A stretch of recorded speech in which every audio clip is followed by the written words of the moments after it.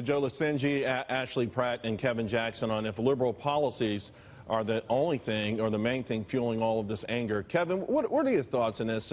It's been pointed out that the last Republican mayor of Milwaukee was in 1908. I like to point out that since then they've had 3 socialist mayors. What do you think? Well, you're exactly right. I mean, when you look at most of the problems in these major cities, you can trace it back to the fact that they haven't had Republicans in decades.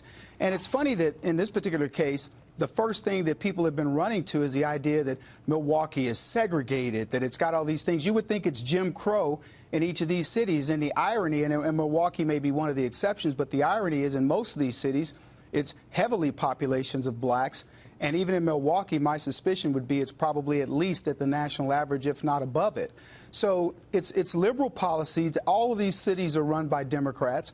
All of them have run themselves fiscally irresponsibly, and they haven't brought any types of new jobs or opportunities for blacks. And yet all the complaints that blacks tend to make, unfortunately, are at a system that they continue to vote for.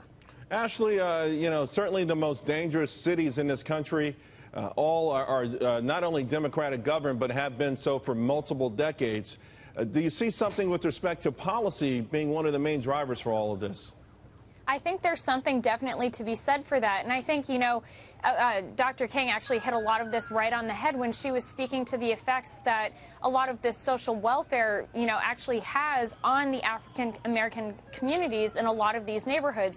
And when you actually, back to the segregation point, and I think it's more of kind of the lack of gentrification issue. They're being pushed out to these lower economic communities. There's no chance for economic, improvement for their lives. And I think that that's one of the biggest problems here is they feel segregated because economically they are. And I think that that is due to a lot of these liberal policies that are happening. So yes, that frustration, that outrage, and we're doing nothing to really resolve the underlying issues here. We just continue to brush it under the rug. And then when something like this happens, yeah, put a curfew in place, but you're not doing anything to address those underlying issues. And that's what needs to fundamentally change in a lot of these cities. Joe, Democrats often talk about income inequality, and yet in the cities and states in this country where they're most prevalent, again, all controlled by Democrats, all with progressive policies that have been in place for a long time. How do you square that?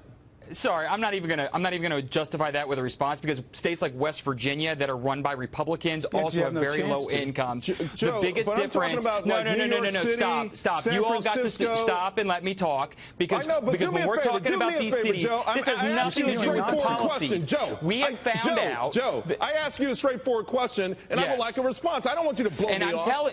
No, I'm not blowing you off. What I'm saying is that there's a falsehood here to think this is a Democratic policy where Republican states still have income inequality as well. Kevin, let Joe talk, but Joe, just let me start this all over again. I'm saying to you, you and I can sit there and look at the data. New York City, New York State, Washington, D.C., San Francisco, these are places where progressives are in control, and these are places where you have wide gulfs between the haves and the have-nots. Why? Yet Missouri is run by Republicans as well. This is not about the local. No, the cities have more people. Cities have crime, but you are still more likely to die by a gun in Wyoming than you are in Chicago. This is unbelievable that we're looking at this. This has to do with the fact that decades of police shootings have been occurring in these communities, and now they're getting reporting. Just like when the civil rights movement took place in the 60s, we knew these communities were oppressed prior to then. Now it's coming to light, and these communities are not happy about it, and they have every right to be upset about that. Baltimore need addressing. Let Ashley speak now, please. Ashley, go ahead. Don't you think that those policies that need to be corrected and resolved, if we're going all the way back to 1908 when there was a Republican mayor in Milwaukee, maybe we do need to look at the policies that are being implemented and why Milwaukee hasn't recovered and why they continue to be left behind.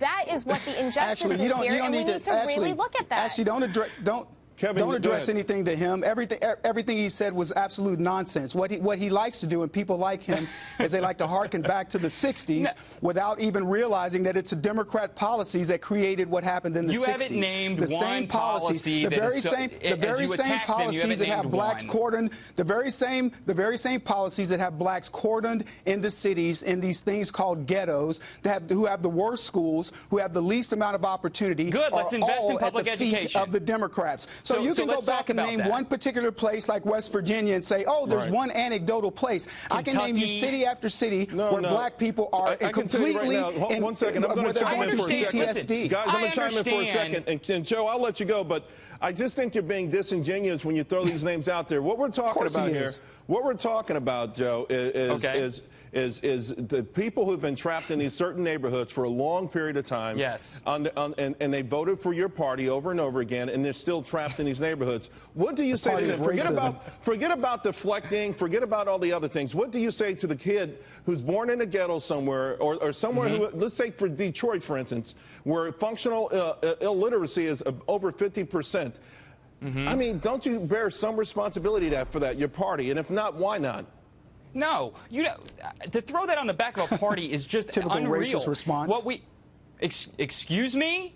No. Typical racist response is what I said. These kids need strong public schools, and there's one party out there fighting for public schools, and that's the Democratic Party. Who set the school system up? And there's one party that leaves them relegated to the zip code that they're in, and they can't choose the schools that they want. I won't leave it on this note, though, right now. Oh, my God. Joe, no country in the world spends more money on education than we do. It's not about the money. It's about how it's being applied, the principles about how it's being applied. And it's about strong community. Education. You know what? It's about also protecting. It's about protecting. Hold on one second, Kevin. It's about protecting the status quo, and unfortunately, the status quo means that blacks are in the bottom. It hasn't changed. You can laugh it off here, but one day, people are going to have an epiphany and say, you know what? This party hasn't helped me.